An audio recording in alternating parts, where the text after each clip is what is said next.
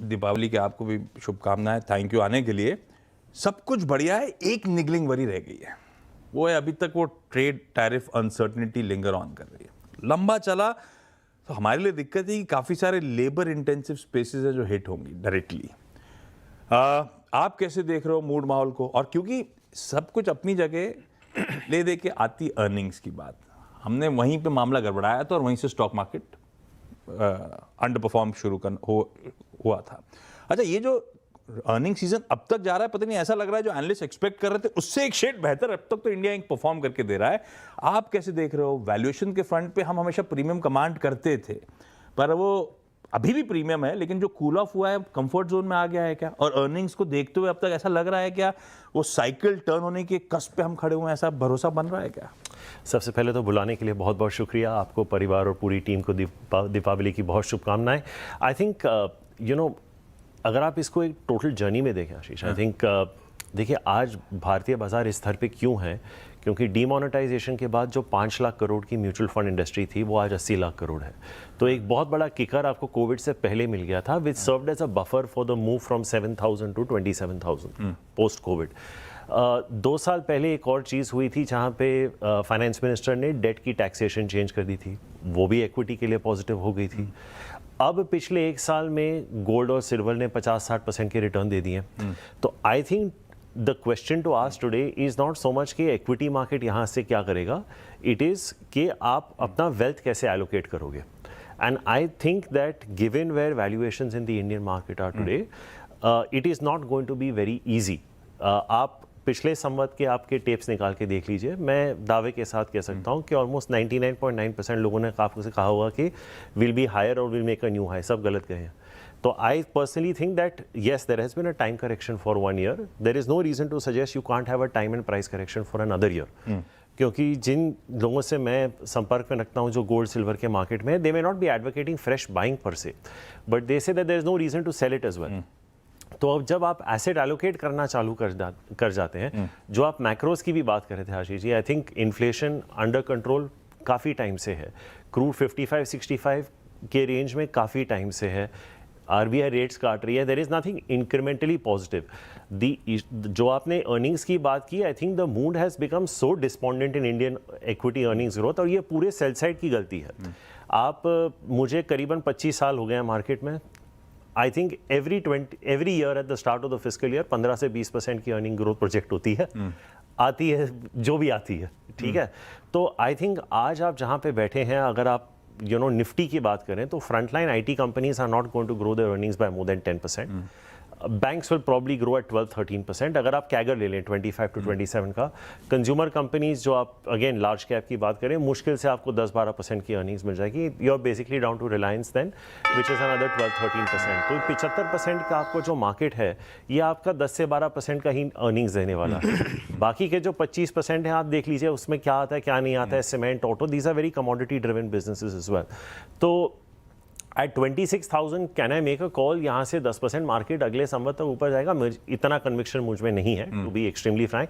ये मैं नहीं कह रहा हूँ कि स्टॉक्स में अपॉर्चुनिटीज नहीं है, बहुत अपॉर्चुनिटीज हैं, it has to be a bottom pickers market, but I would not be surprised if you are at a similar level in the next Samvat और maybe even lower. Let me put it this way, I am just trying to be a voice of reason, because अब पहली बार asset classes आपको options और competition में दिख रहे हैं जो पहले थे नहीं। मार्केट ठीक है, 1 साल का आपका टाइम करेक्शन हुआ है, लेकिन ये जो फर्स्ट टाइम इन्वेस्टर्स आए हैं इन्होंने प्राइस करेक्शन भी नहीं देखा। तो we are taking MF inflows for granted, हम एफआईएस की बात कर रहे हैं, हम एमएफ इनफ्लोस को भी ग्रांटेड ले रहे हैं, राइट। तो let us see how the Nifty reacts if it potentially goes down to 21-22,000। और उसकी एक वजह हो सकती है जो आपने कहा, ट्रंप के जो टैरिफ्स वगैरह हैं, दुनिया में एक अनसर्टेनिटी है। तो just want to be sounding a voice of caution here कि it is a festive day, no doubt it's a happy day, and I still think that there are enough and more opportunities to make money, but headline पे I just think that alternatives have emerged and it is not going to be as easy to make money in this market at a 26,000 Nifty. नहीं, बिल्कुल ठीक, सारे पहलू टटोल लेने चाहिए भाई साहब। इस भी हमेशा सुनता हूँ वो थीम और दिखता भी है राहुल, AI और डेटा सेंटर, इस तरह की थीम्स की कोई चर्चा नहीं करता। कोई स्टॉक्स आप लोगों ने आइडेंटिफाई करे हैं क्या इस तरह की थीम प्ले करने के लिए? क्योंकि एक ईवी की थीम आई थी, ईवी की थीम में कुछ हुआ नहीं, जो पुराने आइस मैन्युफैक्चरर थे इवेंचुअली वही ज़्यादा अच्छा ट्रांजिशन कर गए अपनी कैश रिच बैलेंस शीट के चलते।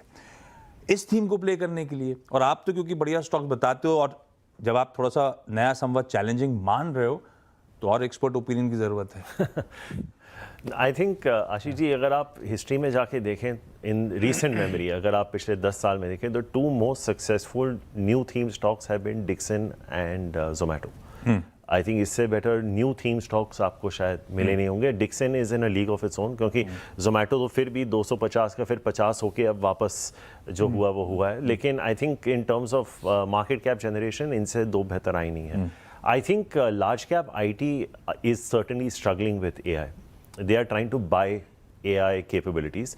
लेकिन जो मिड कैप कंपनीज हैं, कोफोर्ज, परसिस्टेंट वगैरह, I think they are navigating it far better. अगर आप अर्निंग्स ग्रोथ भी देखें ना इनके, आई थिंक अगर आप परसिस्टेंट, कोफोर्ज वगैरह की अर्निंग्स ग्रोथ देखें, वो आपको अभी भी 20 से 25% अगले 2 साल में दे देंगे। लेकिन ट्रेडिशनल IT कंपनीज नहीं दे पा रहे, क्योंकि वो while they have emerged from being a body shop player, they have not transformed into being a new gen IT company. इसीलिए आपको Infosys, TCS, HCL Tech, Wipro वही 8-10% के ग्रोथ में दिखेंगे। So I don't think there is a direct way to play it, but I would play it through some of these mid cap IT names. एक बहुत volatile theme रहा है, which is defense. I think that there is still room to play, because एक है जो order book आ चुकी है, ये एग्जीक्यूट नहीं हुई है। आई थिंक हमारे यहाँ पे ना एक्साइटमेंट इतनी हो जाती है कि 1 lakh crore, 1.5 lakh crore order, stock double हो गया, ये एग्जीक्यूशन में तब्दील होना बाकी है अभी। और ये 1 साल 2 साल की तब्दीली नहीं है, ये 5 साल की तब्दीली है। तो आई थिंक अगर ये डिफेंस सेक्टर जो ट्रेडिशनली 12 से 15-16% के ROE ROCs में है, अगर ये 25-26 तक चला जाए, तो then there is no telling कि ये थीम एग्जैक्टली जहां कहां सकता है। आई स्टिल डोंट थिंक ये थीम प्ले आउट होना चालू हुआ है, टू बी वेरी ऑनेस्ट। ये अभी फिर सिर्फ न्यूज़ पे चला है। And lastly I think Ashish, I am very positive on Swiggy. I think जिस तरह से वो नॉन फूड डिलीवरी पे भी उनके लॉसेस वगैरह एड्रेस कर रहे हैं, cash flows, I think that could be an interesting theme to play. वो भी एक शिकार रहा है जोमेटो की तरह, 600 से 300 होके अभी वापस 450 के आसपास। बट आउट एंड आउट नए theme Ashish is very difficult. I think if you want to play through renewables, I think एक त्रिवेणी टर्बाइंस है जो एक जहन में आता है। I think if you are wanting to look at high scale defence, एक भारत फोर्ज भी आ जाता है उसमें, जो हम ट्रेडिशनली बात नहीं करते ऑटो कंपोनेंट की। But there is no blanket theme, जैसे प्लेटफॉर्म कंपनीज आ चुके हैं। अगर आप देखें तो प्लेटफॉर्म कंपनी ज़्यादा बेहतर कर रही हैं, इंश्योरेंस कंपनीज ठीक नहीं कर रही, पॉलिसी बाजार ज़्यादा अच्छा कर रहा है, QSR कंपनीज अच्छी नहीं कर रही, स्विगी जोमेटो अच्छे कर रहे हैं। तो wherever you have a platform, beauty product companies are struggling, Nykaa अच्छा कर रहा है। So I think the story from an investment standpoint is move is why buy the stocks, जब हम उसका एक एग्रीगेट प्लेटफॉर्म खरीद सकते हैं। बट इसमें यही है कि if these companies turn profitable, when they listed on price to sales. अगर ये कभी price to earning या EV to EBITDA पे आ गए, there is no telling, there is no reason why Zomato cannot be a 700 rupee stock. Interesting. अच्छा, एक जाते आखिरी सवाल, वो टैरिफ के कंसर्न्स की बात छेड़ दी थी मैंने, एक कंसर्न और रह गया है। सब कुछ करा सरकार ने, सरकार के साथ सरकारी एजेंसीज, रेगुलेटर्स वगैरह ने शायद पहले ही भांप लिया था कि चैलेंजेस आने वाले हैं, कंजम्पशन को बूस्ट करने की ज़रूरत पड़ेगी। इन सब के बीच में प्राइवेट केपेक्स अब तक वो मीनिंगफुली पिकअप नहीं हुआ है। इस नए संवत में ये एक्सपेक्ट करूं इस तरह का बूस्ट, इस तरह की कंजम्पशन डिमांड, जब कोई कहता है बैंक्स, ऑटोज ये सब आउट परफॉर्म करेंगे, प्राइवेट केपेक्स की पटरी चल आ जाएगी कि लाइन पे आ जाएगा मामला? देखिए, केस टू केस बेसिस पे तो हो रहा है। अल्ट्राटेक ने भी अनाउंस किया है, PLI स्कीम भी आ गई है, जो ड्यूरेबल्स और इलेक्ट्रिकल प्लेयर्स हैं वो भी काफ़ी हद तक कंट्रीब्यूट कर रहे हैं। फार्मा का भी PLI आ गया था। लेकिन एक चीज़ आपने बहुत सही नोटिस की, क्योंकि जो कोविड में जो कैश फ्लो जनरेट हुए थे, उनसे पूरा डेट रिटायर हो गया और बैलेंस शीट रिपेयर हो गई थी। तो आई थिंक कहीं ना कहीं कॉर्पोरेट इंडिया में एक डर बैठ गया है कि हमें डेट नहीं रेज करना, which is not a bad thing. Actually I am in favour of raising debt, I don't know why people don't do it. लेकिन प्रमोटर्स अपना इक्विटी डाइल्यूट करके थोड़ा बहुत कैपेक्स इधर उधर कर रहे हैं, but it is not in any meaningful way. इसका सारा दारोमदार अभी भी गवर्नमेंट ऑफ इंडिया पे है। But I think it's a lead lag effect. जब उनको लगेगा कि कंज्यूमर जो एंड यूज़र है वहाँ पे डिमांड है, कैपेक्स आपका अपने आप आ जाएगा। That is the way I look at it. अगर आपको लगता है कि 1 करोड़ घर बिकेंगे तो जाके सीमेंट की फैक्ट्रियां लगेंगी, so on and so fourth. अगर आपको लगता है कि अगले साल 50 लाख गाड़ियां बिकेंगी, तो आपको, ऐसा नहीं है कि इन्वेस्टमेंट्स नहीं हो रहे, बट ये आपका पॉइंट है। But I am not an expert to say कि ये कब आएगा.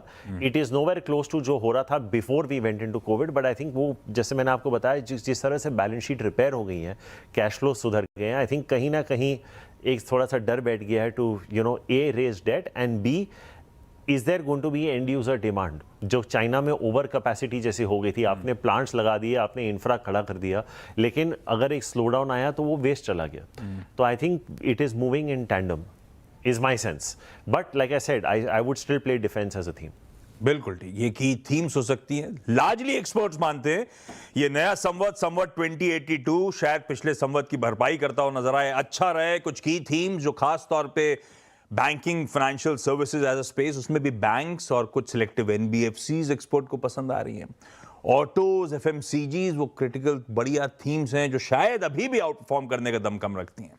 पर इस नए संवत में कुछ चीजें अभी भी इफ्स एंड बट्स. वो जीएसटी 2.0 के बाद जो डिमांड बहुत अच्छी रही, कहते हैं सीजन पिछले साल के कंपैरिजन में 50% ज्यादा सेल्स दिखाता हुआ नजर आया है. क्या वो मोमेंटम सस्टेन होता है, वो इंपॉर्टेंट हम सबके जानने के लिए. अर्निंग्स अच्छी लगना शुरू हुई हैं, तो अर्निंग्स ग्रोथ की ट्रेजेक्टरी यहां से कैसी रहेगी, क्योंकि स्लोडाउन की साल शुरुआत जब पिछले साल हुई थी तब अर्निंग्स ने ही निगेटिवली सरप्राइज कर डाला था, दिक्कतों की शुरुआत हुई थी. और एक और चीज है वो ट्रेड डील्स, वो यूएस के साथ, इवन ईयू के साथ, और इन सब के बीच एफपीआईज की आगे इंतजार तो रहेगा ही रहेगा. डोमेस्टिक पैसा तो हमने बहुत डाल दिया है, उनका पैसा वो थ्रस्ट जनरेट करने के लिए चाहिए. एक चीज मैं ऐड करना चाहूंगा वेरी क्विकली, एक नजर बिहार इलेक्शंस पे भी रख लीजिएगा. Bihar election that could be a market moving event if the market does not, if people do not get the what people are expecting as a desired outcome, उसमें एक नेशनल इम्प्लीकेशन हो सकता है. आई थिंक एक नज़र वहाँ पे रखना लाजमी है. That to me is the immediate short term trigger for the market, because अगर वहाँ पे कुछ जो मार्केट परसीव करता है, अगर वहाँ पे कुछ उल्टा हो गया, that could have national implications for national politics and for markets as well. बिल्कुल ठीक है. अतुल सर, राहुल जी, आप दोनों का भी धन्यवाद और पूरा